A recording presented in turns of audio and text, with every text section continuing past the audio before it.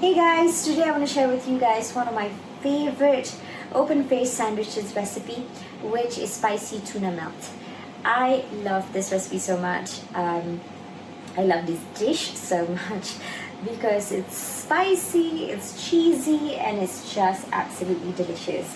So normally I use the tuna in a can, the spicy tuna in a can, but today I want to show you guys how to make it from scratch. So over here I've got canned tuna in water. So I've drained the water and put the fish, the tuna, inside this bowl. And I've got some mayonnaise. I'm just gonna put everything in. Let's bring this down slightly for you guys. Okay, so I'm just gonna add the mayonnaise. I'm using a can of tuna and one third of a cup of mayonnaise. And over here I've got my hot sauce. I'm gonna add my hot sauce in. And chili sauce. Got my chili sauce. Chili flakes. I'm not kidding, this is spicy. I love it spicy because I feel like if it's not spicy, it doesn't really go well with the cheese. So when it's spicy, it sort of complement the cheese taste. Here I've got my chopped garlic. I'm just gonna add them in.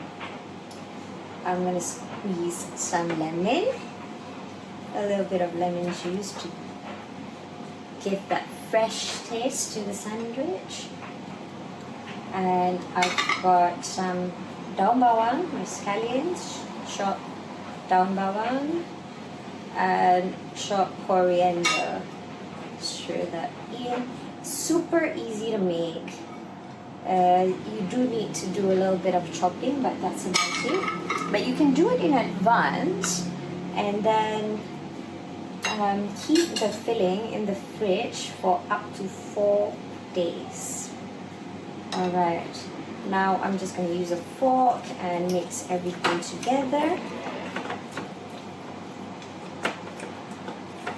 Okay, so for this recipe I am using croissant instead of regular bread because I love the flavor. I think croissant complements the whole filling and cheese and everything.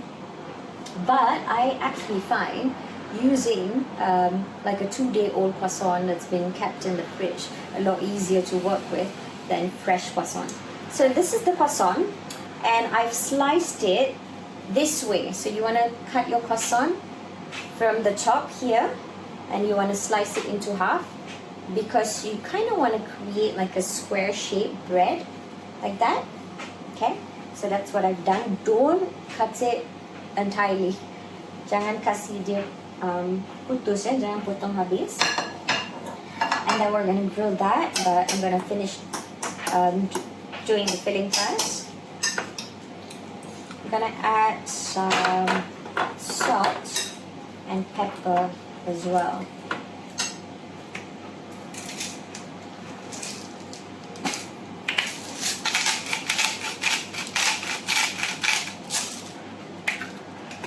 Normally the tuna that's in brine, it has quite a bit of salt, so be careful when you're adding the salt, not too much.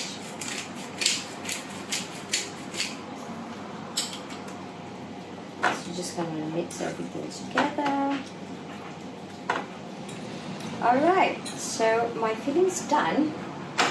I'm just gonna add just a little bit of honey to sort of balance out the acidity from the hot sauce just now and the lemon juice, to just give it a full flavor, sort of, just a little bit.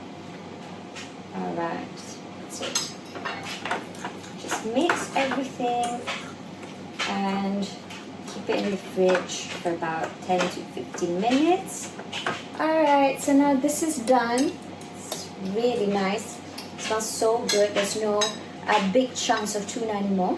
So I'm just going to keep it in the fridge for about 10 to 15 minutes to just sort of let the flavors come together. And I am going to grill my croissant and we can assemble our tuna melt. Okay, so now I am going to grill my croissant. Like I mentioned just now, you kind of want to slice it from the top here so you get a nice sort of square shaped croissant.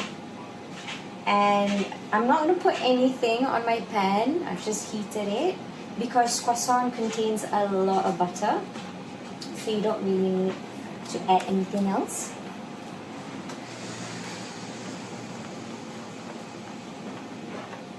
I have my tray lined with my baking sheet, parchment paper, because we're going to pop it in the oven after we're done assembling it.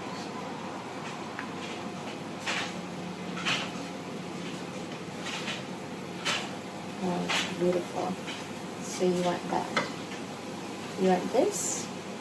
Just going to press the other side as well. See, now it looks like a piece of bread. Okay, turn off the heat. I'm gonna move this here. Alright, so now I'm gonna put the filling onto my croissant.